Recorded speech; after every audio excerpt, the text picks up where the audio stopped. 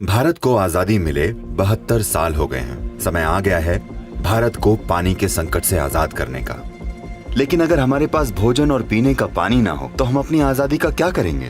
तो हर किसी को इस बारे में सोचना होगा।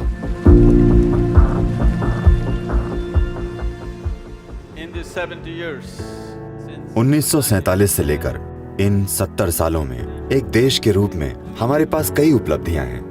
हमारे कारोबार खड़े हुए हैं, हमारे वैज्ञानिकों ने असाधारण चीजें की हैं। लेकिन स्वतंत्र भारत की सबसे बड़ी उपलब्धि ये है कि हमारे किसान बिल्कुल बुनियादी ढांचे के साथ, बिना किसी बड़े आधुनिक वैज्ञानिक ज्ञान के, बस पारंपरिक ज्ञान और विवेक के साथ 125 करोड़ लोगों का पेट भर रहे हैं।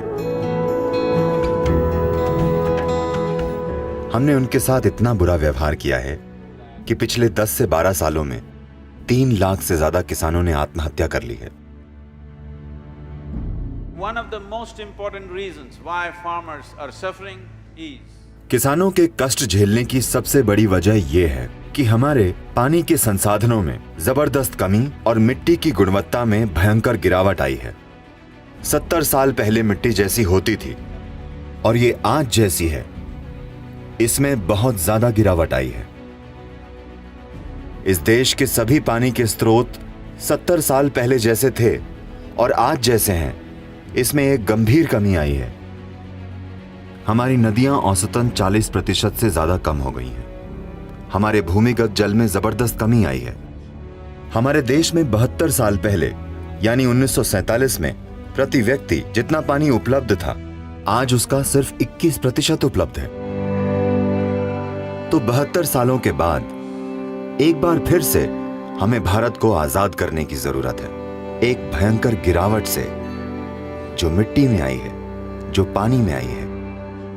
एक ट्रॉपिकल यानी उष्णकटिबंधीय देश में पानी का सिर्फ एक ही स्रोत होता है, वो है मानसून में होने वाली बारिश। तो जो पानी 60 दिनों में जमीन पर बरसता है, हमें उसे 365 दिनों के लिए जमीन में थामे रखना होगा। इसे थामने का सिर्फ एक ही तरीका है और वो है पर्याप्त मात्रा में पेड़ पौधों की मौजूदगी। तो एकमात्र तरीका है हरियाली को बढ़ाना। जंगलों को बढ़ाने का सवाल ही नहीं उठता, क्योंकि हमारी आबादी इतनी ज्यादा है। हमारे पास सिर्फ एक ही रास्ता है, कृषि वानिकी या उद्यान कृषि, मूल रूप से पेड़ों पर आधारित खेती। अगर कोई किसान पेड़ों पर आधारित खेती की ओर बढ़ता है तो 5 से 7 सालों में उसकी आमदनी 3 से 8 गुना हो जाती है। हमने तमिलनाडु के 69,670 किसानों को पेड़ों पर आधारित खेती की ओर प्रेरित किया है। हर साल हम 2 से 3 हजार किसानों को इस दिशा में ले जा रहे हैं। अगर हम इस गति से जाते हैं तो इसमें 80 से 100 साल लग जाएंगे, तब तक बहुत देर हो जाएगी।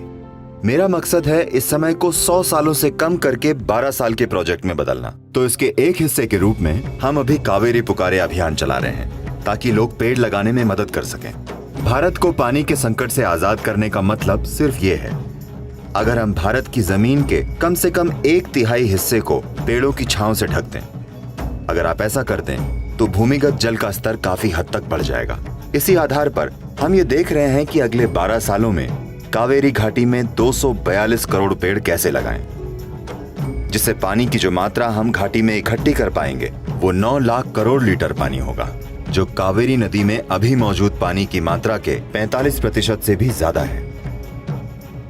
तो भारत को पानी के संकट से आजाद करना यह सिर्फ कावेरी के बारे में नहीं है। भारत को पानी के संकट और मिट्टी की कमी से मुक्त करना, इसका मतलब है ये वास्तव में इंसानी आबादी का 1/4 हिस्सा है। अगर ये आबादी मिट्टी की कमी और पानी की कमी का सामना करती है तो जो होगा वो पूरी मानवता की अंतरात्मा को प्रभावित करेगा। ये किसी भी हालत में सुंदर नहीं होगा। भारत को आजादी मिले 72 साल हो गए हैं। अब समय आ गया है कि भारत को पानी के संकट से आजाद किया जाए।